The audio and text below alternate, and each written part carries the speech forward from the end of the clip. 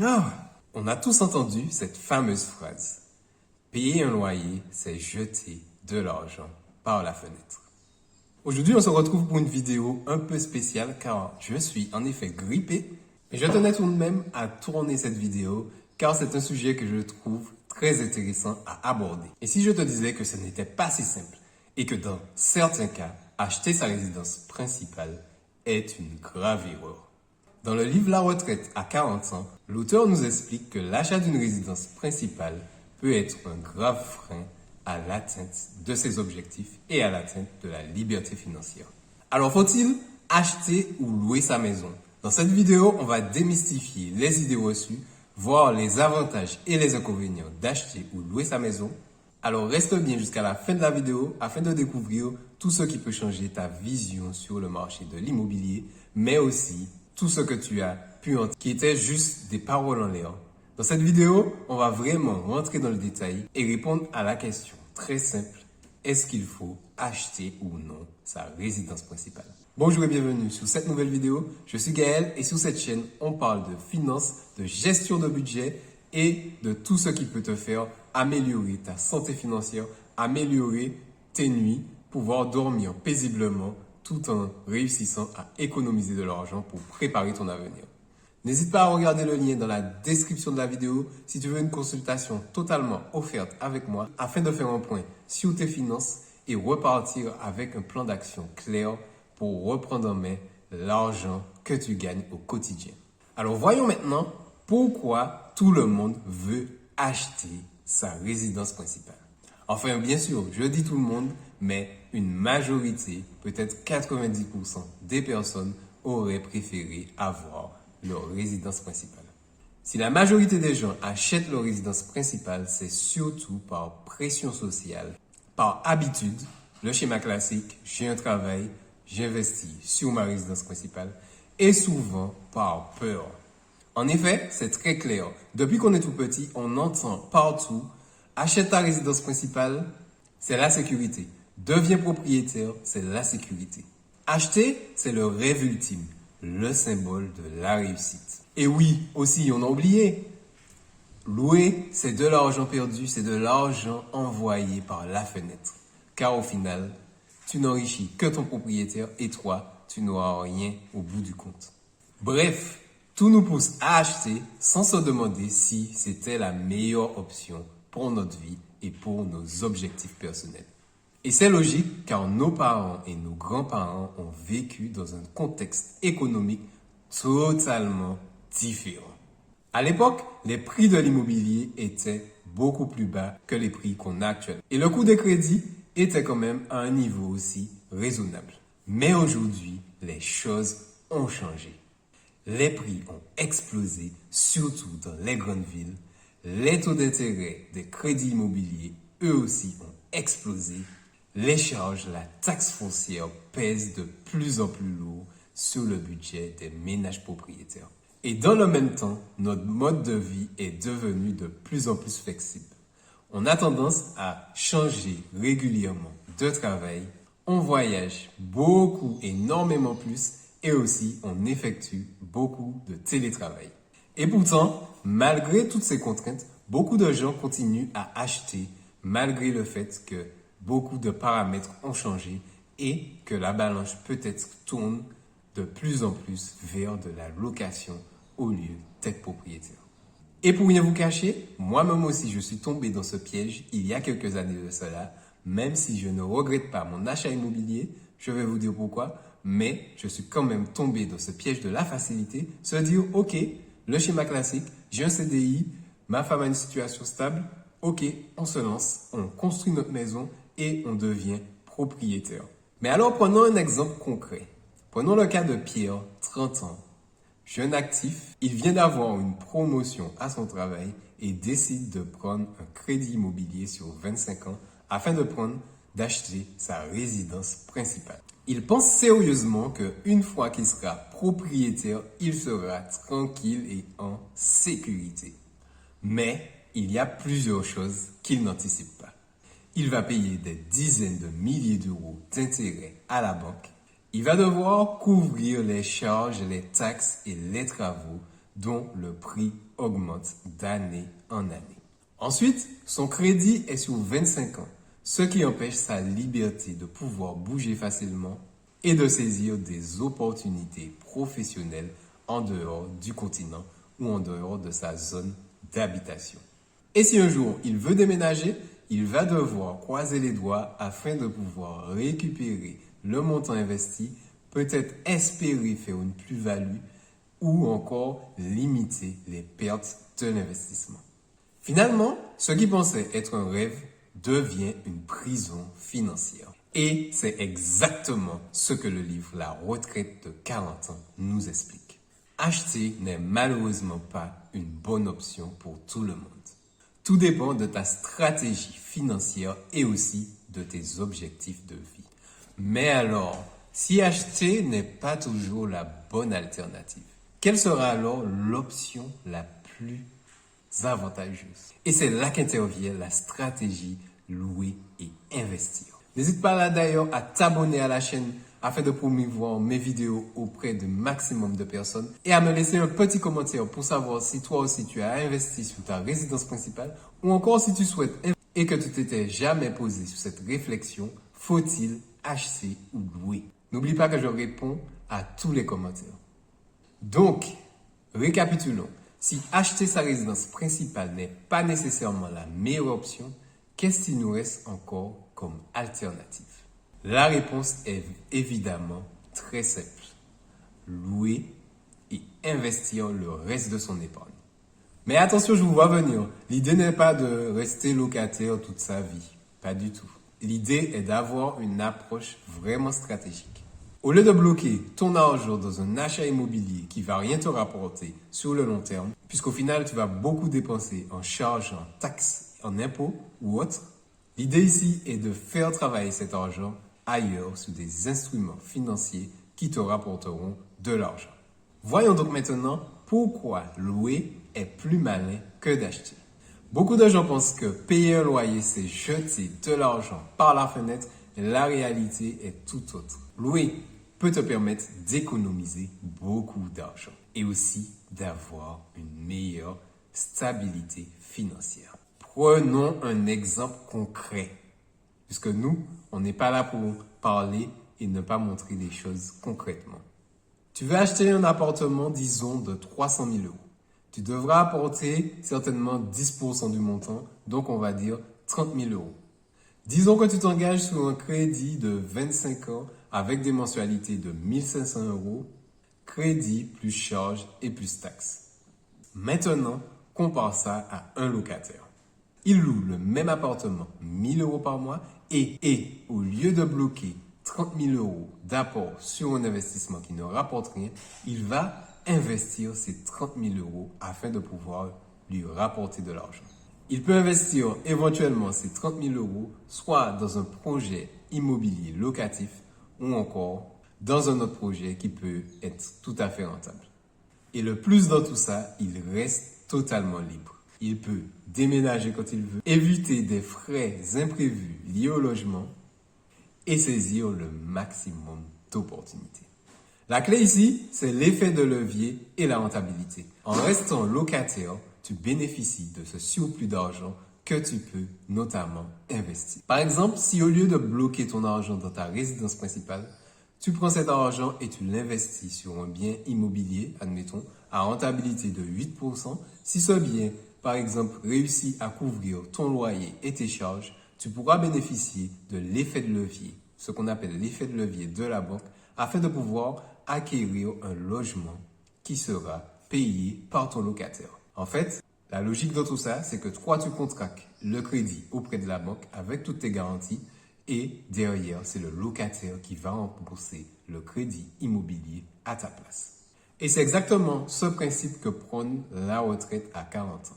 Ne bloque pas ton argent dans ta résidence principale, mais investis-le ailleurs afin de pouvoir te rapporter des revenus, entre guillemets, passifs.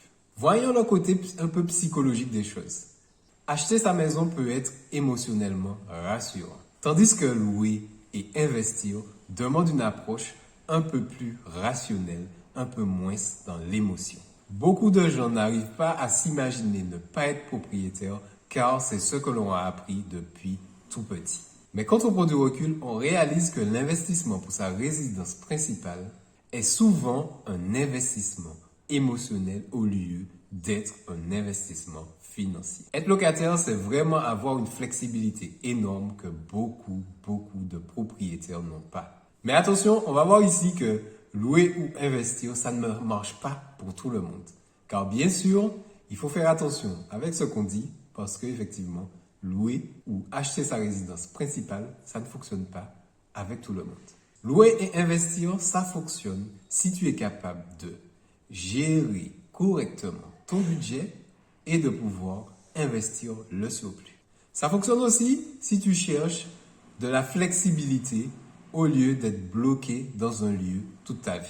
Et ça fonctionne aussi si tu es prêt à prendre des risques parfois calculés afin de pouvoir investir ton argent pour qu'il te rapporte des petits. En conclusion, louer n'est pas une mauvaise chose. Tout ce qui compte, c'est ce que tu réalises avec l'argent, avec le surplus que tu reçois en étant local. Et justement, comment savoir si dans ton cas, c'est plus rentable d'acheter ou de louer? On va voir ensemble un calcul simple que tu peux faire afin de découvrir ce qui est le plus rentable pour toi. La réponse est ici simple. On va faire le calcul pour savoir est-ce qu'il faut acheter sa maison ou encore est-ce qu'il faut louer sa maison. Prenons l'exemple, imaginons que tu souhaites savoir est-ce qu'il faut éventuellement acheter un appartement à 300 000 euros ou encore louer le même bien pour 1 000 euros par mois. Scénario 1. Tu achètes ton appartement à 300 000 euros. Tu dois verser un apport de 30 000 euros. Tu prends un crédit de 270 000 euros avec un taux d'intérêt de 3,5% sur 25 ans. Résultat, ta mensualité, crédit plus charge plus taxe foncière est de 1 500 euros. Au total, tu auras remboursé près de 450 000 euros à la banque en comptant les intérêts de l'emprunt. À cela, il faut ajouter l'entretien de la maison, la taxe foncière, qu'on pourrait évaluer à environ 2 500 euros par mois, par année, disons. 2 500 euros par année. Voyons d'abord les avantages. À la fin du prêt, tu es propriétaire et tu ne payes plus de loyer. Ça, c'est un super avantage. Deuxième avantage, si le marché de l'immobilier augmente, ton bien prend de la valeur. Ça, c'est fortement intéressant. Voyons maintenant les impôts. Tu auras payé beaucoup plus de 300 000 euros, qui est le prix de l'achat de la maison, à cause des intérêts et des frais cachés que tu n'avais pas anticipés. Deuxième inconvénient, tu es endetté sur 25 ans avec une dette importante. Je tiens à vous dire qu'il faut être prêt psychologiquement à se dire que pendant 25 ans, tous les mois, tu devras rembourser un crédit immobilier. Troisième inconvénient que j'ai noté, si le marché de l'immobilier perd de sa valeur, tu vas littéralement faire une moins-value. Tu vas perdre de l'argent au moment de la revente du bien. Passons maintenant au deuxième scénario. Au lieu de verser 30 000 euros d'apport pour l'achat d'une résidence principale, tu investis cet argent à 8% en bourse. Ce qui est, je vous rappelle, le montant des rendements moyens du SP500, c'est le principal indice boursier américain. Donc, en investissant dans le SP500, vous investissez dans les 500 plus grosses entreprises américaines. Sur les dernières décennies, en investissant dans le SP500, cela rapporte environ 8% par année. Donc, tous les mois, au lieu de payer 1 500 euros d'intérêt et de remboursement de l'emprunt à la banque, tu payes 1 000 euros de loyer et le reste, les 500 euros supplémentaires, tu les investis. Résultat, après 25 ans, et c'est là que ça devient intéressant. Ton capital de 30 000 euros et les 500 euros que tu verses mensuellement aura explosé grâce au phénomène des intérêts composés et tu seras proche des 450 000 euros investis grâce aux intérêts composés. Tu peux maintenant acheter cash un investissement immobilier si tu le souhaites. Tu auras aussi conservé ta liberté, ta flexibilité de bouger et aussi d'éviter tous les inconvénients, tous les frais financiers qui peuvent lier à la location ou à l'acquisition de sa résidence principale. Autre avantage, ton argent travaille pour toi au lieu qu'il perde de sa valeur dans la résidence principale. Et aussi, si ton travail change, tu peux voyager, aller travailler là où tu veux parce que tu n'as pas d'attache liée à une résidence principale. Et bien sûr, j'ai pas besoin de t'expliquer qu'il y a moins de frais car tu ne payes pas la taxe foncière, mais aussi tu as moins de frais d'entretien de la maison. Alors ici, j'ai noté 2 inconvénients majeurs.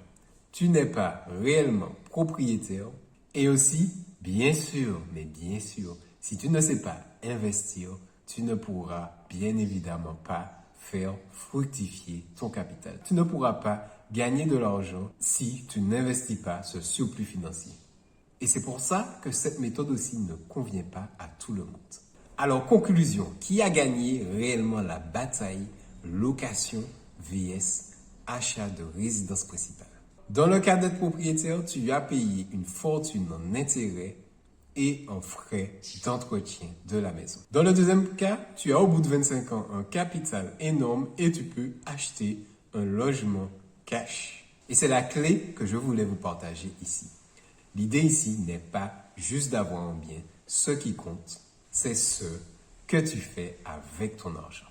Bien sûr, chaque cas est personnalisable. Si tu vis dans une ville où les loyers sont extrêmement élevés et que acheter sa résidence principale coûte vraiment beaucoup moins cher que de pouvoir louer un logement dans cette ville, autant aller sur l'achat de sa résidence principale. Le but ici n'est pas non plus de pouvoir s'asphyxier chaque mois. Mais si tu es dans une grande ville ou une petite ville et que les prix ne sont pas exorbitants, louer peut être certainement la meilleure décision pour toi, à condition de pouvoir investir son argent. Jusqu'ici, on a parlé vraiment essentiellement de chiffres et de rentabilité. Mais il y a un facteur essentiel, mais peut-être même central, qu'il faut prendre en compte dans cette analyse de est-ce qu'il faut acheter ou louer sa résidence principale. L'aspect que je tenais à souligner ici, c'est l'aspect émotionnel. Car oui, bien évidemment, on n'achète pas avec de la logique financière et des chiffres. Ça peut constituer une grande partie de la réflexion, mais on achète beaucoup avec les émotions. Il y a ici le besoin de sécurité et de stabilité. Ils ont besoin de sécurité et de stabilité. Ne pas dépendre de propriétaires afin de devoir aménager la maison comme on veut, c'est un facteur essentiel afin de faire ce choix. Car oui, c'est vraiment une réalité. Être propriétaire procure quand même une vraie tranquillité d'esprit. Pas de risque de voir son loyer augmenter brutalement, pas de risque de voir le propriétaire mettre en vente le bien et de se retrouver dehors. Et il y a aussi un vrai sentiment qui naît de construction et d'enracinement. Et puis, on va pas se cacher, pour certaines personnes, acheter sa résidence principale, c'est vraiment une façon de pouvoir épargner de manière forcée.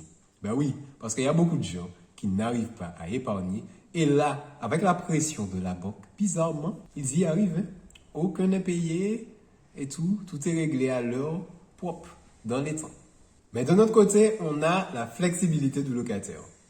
Je ne vais pas rentrer un peu plus dans les détails car on a déjà évoqué en long et en large dans cette vidéo toute la flexibilité qu'offre le fait d'être locataire.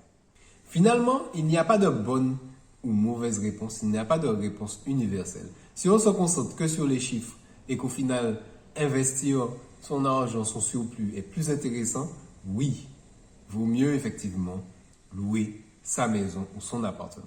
Mais si on prend vraiment l'approche émotionnelle, la sensibilité, ce qu'on aime dans le fait d'avoir sa maison, effectivement, il vaut mieux être propriétaire. Et oui, le débat est loin d'être tranché car cela dépend beaucoup de chaque personne. D'ailleurs, je t'invite à te poser cette question. Qu'est-ce qui est le plus important pour toi? N'hésite pas à me le dire dans les commentaires et surtout les amis, quoi qu'il arrive, quoi que vous faites, n'oubliez pas de passer à l'action car chaque jour, l'effet cumulé du temps et de vos actions joue avec vous ou contre vous. C'était Gaël, on se voit dans une prochaine vidéo. Bonne semaine, à bientôt les amis.